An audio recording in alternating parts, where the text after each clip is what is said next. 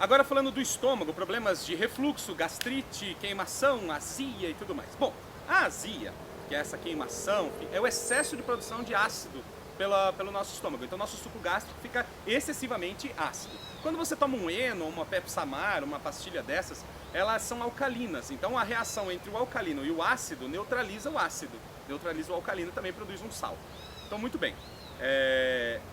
Se você está com excesso de acidez estomacal, existem algumas plantas que podem regular a produção de suco gástrico, ou seja, regular a acidez do seu estômago e controlar assim a azia e a queimação. Entre essas plantas eu indicaria principalmente a erva baleeira, como um excelente regularizador da acidez estomacal. Ela é protetora da mucosa do estômago também, que vai evitar até que esse excesso de acidez acabe prejudicando a parede do estômago. A carqueja, a transagem, que também são plantas muito eficientes nesse caso. O saião, que é também chamado de folha da fortuna, é uma planta que tem excelente ação antiácida. O boldo, aquele boldo de jardim, né, que é o Plectranthus barbatus, ele normalmente as pessoas atribuem a atividade de agir sobre o fígado, né? Então fígado, vesícula, toma boldo. Mas não é. Nesse caso, o boldo ele trabalha muito mais o estômago, a digestão e a produção de suco gástrico do que propriamente o fígado. Ele também é estimulante do fígado e tudo mais, mas a principal atividade dele é regular a acidez estomacal. Então um chazinho de boldo pode ser excelente em caso de azia, de queimação e tudo mais. Outra planta muito eficiente é a jurubeba. Então no Nordeste é muito comum jurubeba, aqui na minha região também tem muita jurubeba, e os frutos da jurubeba e as folhas também são muito eficientes no controle da azia, da queimação estomacal. Precisa fazer o chá com elas, né?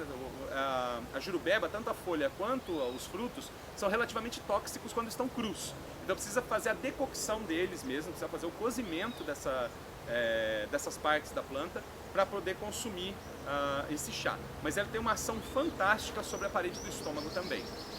Agora para o caso de gastrite, que é a inflamação da parede do estômago. Existe um conjunto de ervas muito eficientes para tratar a gastrite, vocês podem fazer uso delas de acordo com a disponibilidade que vocês tiverem. A principal que eu indico é a erva baleeira. Ela tem um efeito regenerador, anti-inflamatório e protetor da mucosa da parede do estômago. Isso é extremamente importante para tratar casos de gastrite.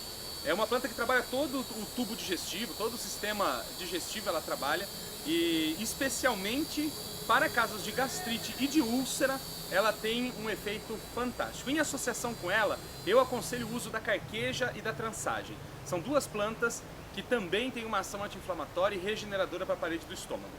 Essas três ervas juntas, baleeira, carqueja e transagem, formam um conjunto muito eficiente para tratar tanto a gastrite quanto a úlcera. Eu já testei, já apliquei com algumas pessoas que tiveram excelentes resultados. Então basicamente eu indico essas três plantas. Mas eu vou indicar também outras plantas que, caso você não tenha acesso a essas, você também possa utilizar outras plantas para o tratamento desses problemas. Uma erva muito conhecida para tratar problemas estomacais, como a gastrite, como todo tipo de problema estomacal, é a espinheira santa. E realmente ela é uma planta que tem uma ação muito efetiva sobre o estômago. Ela realmente desinflama e trabalha a regeneração do estômago. Então para casos de gastrite e para casos de úlcera, indico com muito sucesso também o uso da espinheira santa. Outro tratamento muito interessante para casos de gastrite é o leite de coco. O coco tem propriedades anti-inflamatórias e protetoras da parede do estômago também. Então, em alguns casos, tomar um cálice de leite de coco 2 ou 3 vezes ao dia pode ser um tratamento muito interessante para casos de gastrite e de úlcera. Por fim, mais 3 plantas muito eficientes para tratar o estômago. Uma é o gerânio. A gente tem a questão do gerânio medicinal e do gerânio de jardim, né? Então você pode procurar os medicamentos à base de gerânio, que já existem formulações à base do gerânio medicinal. Ele não tem flores tão representativas quanto o gerânio de jardim. Mas também pode-se usar o gerânio de jardim. Ele é uma planta muito parecida, com uma composição química muito parecida com o gerânio medicinal, e vai ter efeito sim sobre o estômago, pode ser pelo menos um auxiliar nesse tratamento.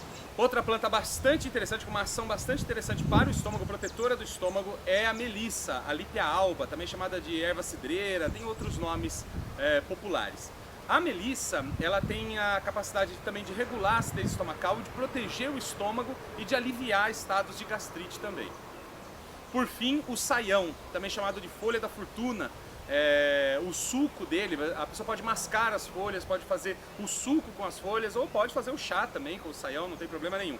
Mas um chá frio com o saião é muito eficiente para tratar azia, gastrite, úlcera. Ele é anti-inflamatório também e tem uma ação analgésica para o estômago e regeneradora, cicatrizadora para a parede do estômago. Em alguns casos, a gastrite é causada pelo desenvolvimento da bactéria H. pylori ou Helicobacter pylori no estômago. Essa bactéria ela vai degradando, vai destruindo a mucosa do estômago e com isso ela expõe a parede do estômago à ação do suco gástrico, o que causa irritação, inflamação da parede do estômago e num processo mais avançado pode vir a desenvolver úlcera. Então, em alguns casos, a gente precisa combater a bactéria, não simplesmente tentar cicatrizar ou regenerar o estômago, mas a gente precisa eliminar a bactéria, senão a gente vai fazer o trabalho de consertar o estômago da pessoa e logo depois isso vai voltar, daqui a algum tempo isso vai voltar, porque a bactéria está lá agindo ainda no estômago. Algumas plantas são muito eficientes, já foram testadas e demonstram uma eficiência muito grande em combater o H. pylori, algumas evitando que ele se fixe na parede do estômago, outra realmente eliminando, reduzindo o desenvolvimento dela e eliminando ela do estômago. Entre essas plantas nós temos a calêndula. A calêndula tem uma ação fantástica antimicrobiana e sobre o H. pylori ela tem uma ação bem efetiva também. O ipê roxo, a casca de ipê roxo, também tem uma ação muito importante contra o H. pylori. O cipó mil homens, também chamado de papo de peru, aristolóquia, o cipó mil homens também tem uma ação muito interessante combatendo essa bactéria dentro do estômago. Por fim, também o gerânio tem uma ação bem interessante contra o H. pylori, evitando a adesivação dessa bactéria na parede do estômago. Usando um conjunto de plantas desse, uma delas ou várias delas juntas, você pode ter uma ação muito interessante contra a gastrite e contra as úlceras. Outro fator importantíssimo a se verificar com relação a pessoas que sofrem do estômago é porque essa gastrite ou essa úlcera pode ter fundo nervoso, emocional. Então, por conta de estresse que a pessoa passa, ela acaba desenvolvendo esse processo de inflamação do estômago, chegando até mesmo ao caso de úlcera.